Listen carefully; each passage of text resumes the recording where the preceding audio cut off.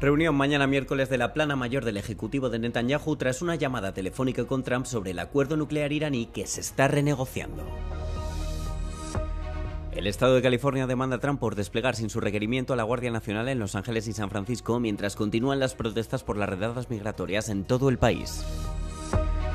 Este lunes entra en vigor el veto migratorio de Trump que prohíbe la entrada a ciudadanos de 12 países y restringe visados a otros 7. El secretario general de la OTAN, Mark Rutte, pide un incremento radical del gasto en defensa del 400% en respuesta a las crecientes amenazas globales. Un convoy de autobuses y coches partió de la capital tunecina hacia Gaza para denunciar el bloqueo israelí sobre el enclave. El primer ministro israelí Benjamin Netanyahu celebrará una reunión sobre Irán mañana miércoles, que se producirá después de una llamada con el presidente de Estados Unidos, Donald Trump, versando principalmente sobre este asunto. En esta reunión participarán el ministro de Defensa Israel Katz, el ministro de Asuntos Estratégicos Ron Dermer y el presidente del partido ultraortodoxo Shas, Aryeh Deri. Al encuentro también irán los ministros de extrema derecha Ben Gvir y Smotrich, que dirigen los ministerios de Seguridad Nacional y Finanzas, considerados el ala más dura del actual ejecutivo de Netanyahu. La reunión se produce mientras Teherán analiza una propuesta de Estados Unidos sobre su programa nuclear.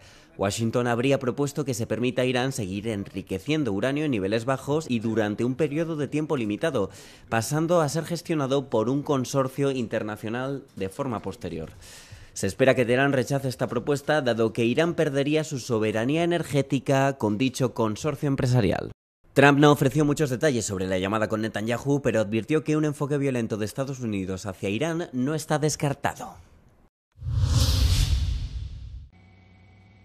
California ha presentado una demanda contra el gobierno de Estados Unidos al considerar ilegal el despliegue de la Guardia Nacional en su estado sin existir una petición previa de las autoridades californianas, como es habitual. El gobernador demócrata Gavin Newsom y el fiscal general californiano Robert Bonta han puesto en marcha este procedimiento legal el lunes. Trump ha autorizado el despliegue de hasta 3.000 miembros de la Guardia Nacional para hacer frente a las protestas contra su política migratoria.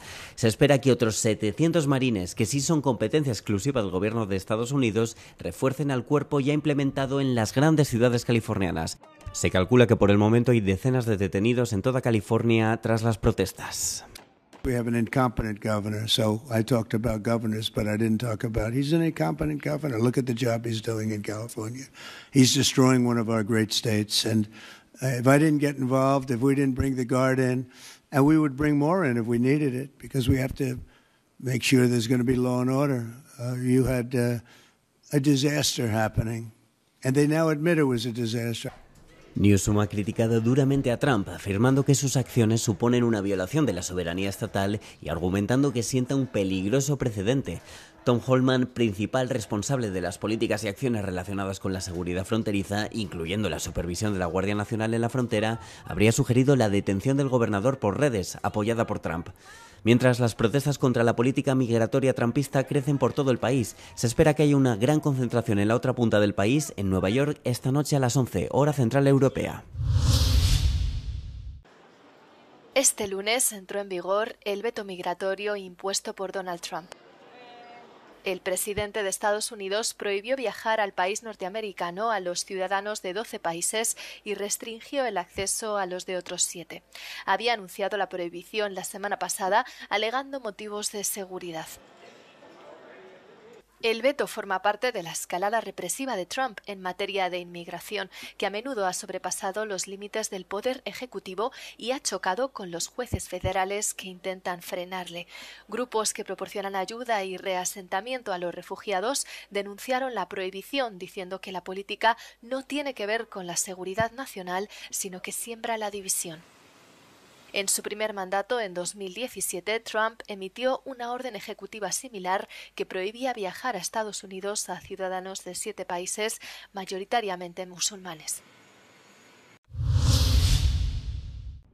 Los mercados analizan al detalle las cifras de exportaciones chinas, cuyo crecimiento interanual del 4,8% ha sido menor de lo esperado. Más destacada ha sido la caída del 10% de sus exportaciones a Estados Unidos, aunque sigan ganando un superávit comercial de más de 90 millones de euros. En contraste, las exportaciones al sudeste asiático y la Unión Europea se mantuvieron robustas, con un crecimiento interanual del 14,8% y del 12%, lo cual ya es motivo de preocupación en la cartera del comisario europeo de Comercio, Maroš Šefčovič, donde preocupa una inundación de productos chinos ante el proteccionismo estadounidense. Esto puede deberse a que las empresas se apresurasen a realizar importaciones chinas ante el miedo a que entren en vigor las amenazas arancelarias de Donald Trump, haciendo aumentar los precios del comercio global. A pesar de la tregua arancelaria, Pekín y Washington mantienen desencuentros sobre varios asuntos, como los semiconductores, las tierras raras para muchas industrias y los visados cancelados para estudiantes chinos en universidades estadounidenses. La Fuerza Aérea Ucraniana afirma que Rusia lanzó 479 drones contra Ucrania durante la noche del domingo a este lunes, en lo que supone el mayor bombardeo con drones de la guerra hasta el momento. Rusia también lanzó unos 20 misiles dirigidos principalmente contra zonas del centro y el oeste del país. Ucrania neutralizó 277 drones y 19 misiles en pleno vuelo y afirmó que solo 10 drones o misiles alcanzaron su objetivo. Según las autoridades, una persona resultó herida. La reciente escalada de los ataques aéreos ha coincidido con una renovada ofensiva rusa en las zonas oriental y nororiental del frente. El presidente de Ucrania, Volodymyr Zelensky, declaró a última hora del domingo que en algunas de esas zonas la situación es muy difícil, pero no dio más detalles. Las dos últimas rondas de conversaciones de paz directas entre las delegaciones de Rusia y Ucrania en Estambul no han producido avances significativos.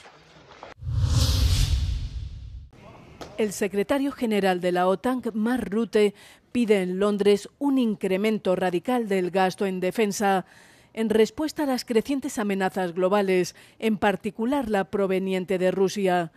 Tras reunirse con el primer ministro británico Keir Starmer, Rutte afirmó que se necesita un aumento del 400% en la defensa aérea y antimisiles para contrarrestar esta amenaza. Russia could be ready to use military force against NATO within 5 years. 5 years. Let's not kid ourselves. We are all on the eastern flank now. The new generation of Russian missiles travel at many times the speed of sound. The distance between European capitals is only a matter of minutes. There is no longer east or west. There is just NATO. Rutte ha propuesto un objetivo del 3,5% del PIB para el gasto militar y otro del 1,5% para gastos de infraestructuras. La mayoría de los miembros de la OTAN se han comprometido a un aumento sustancial del gasto militar. Rutte confía en que la alianza acordará el objetivo del 5% en su cumbre de La Haya dentro de 2 semanas. Un convoy de autobuses y coches particulares partió el lunes de la capital tunecina rumbo a Gaza. La iniciativa pretende arrojar luz sobre el bloqueo israelí a la ayuda humanitaria al enclave, ya que las autoridades israelíes impidieron el desembarco de una flotilla de alto nivel que transportaba ayuda.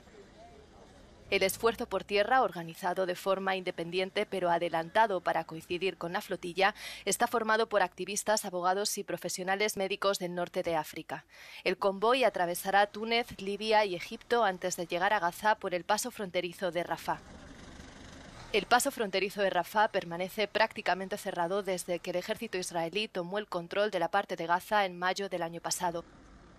Los grupos de la sociedad civil que respaldan la iniciativa afirman que su objetivo es exigir el levantamiento inmediato del injusto asedio que sufre el territorio. Subrayan que los gobiernos árabes no están haciendo lo suficiente para poner fin a la guerra de 20 meses entre Israel y Hamas. Un donante danés, portavoz sin saberlo de una rara variante genética que aumenta el riesgo de desarrollar diversos tipos de cánceres, habría contribuido a gestar a al menos 67 niños en Europa, principalmente en Bélgica. 23 de ellos son portadores de la variante genética y hasta 10 han desarrollado ya cánceres. Este caso fue revelado a finales de mayo por Edwige Casper, bióloga del Hospital de Rouen en Normandía. El gobierno de Bélgica trata ahora de depurar responsabilidades en el organismo competente. On va avoir une dissémination finalement anormale d'une pathologie génétique, puisque la banque de sperme qui est concernée dans ce cas a fixé une limite de 75 famille issue du donneur. Il y a d'autres banques de sperme qui n'ont pas fixé de limite, mais il n'y a pas de limite au niveau international et au niveau européen. Las normas que rigen la donación de esperma varían de un país a otro. En Francia y Grecia la donación es anónima, pero en otros países, como en Austria, la persona nacida de una donación puede tener acceso a la identidad de su progenitor. En Alemania y Bulgaria el anonimato varía según las circunstancias, pero en Países Bajos, por ejemplo, jamás es anónima. El número máximo de hijos de un mismo donante también varía, desde los 15 en Alemania a uno solo en Chipre. Otros países prefieren restringir el número de familias que pueden recurrir a un mismo donante para así fomentar la creación de hermanos. Por ejemplo, un mismo donante puede ayudar hasta 12 familias en Dinamarca y a 6 en Suecia o Bélgica. Los consejos de ética médica de las naciones escandinavas han dado la voz de alarma ante la ausencia de límites a escala internacional, que aumenta el riesgo de diseminación de enfermedades genéticas y de endogamia. Además, en la era de las redes sociales y las pruebas de ADN, el anonimato de los donantes ya no puede garantizarse al 100%. Descubrir la existencia de decenas de descendientes o hermanastros puede ser más fácil para algunos donantes o para personas nacidas de una donación. El experto Ayo Wolver pide preservar la intimidad de las familias. That has to do with the risk that a genetic disease, perhaps, in this case, unknowingly, comes to be spread much more widely than it would have been if a number had been lower. So that's one reason. A second reason is now that we have all these genetic testing technologies and half-siblings can find each other through the internet. And then finally, as I mentioned, the inadvertent meeting of a half-sibling without knowing that they're your half-sibling, of course, continues to be a concern for some. Estos consejos nacionales de ética también piden que se fijen límites a escala europea y que se creen registros comunes.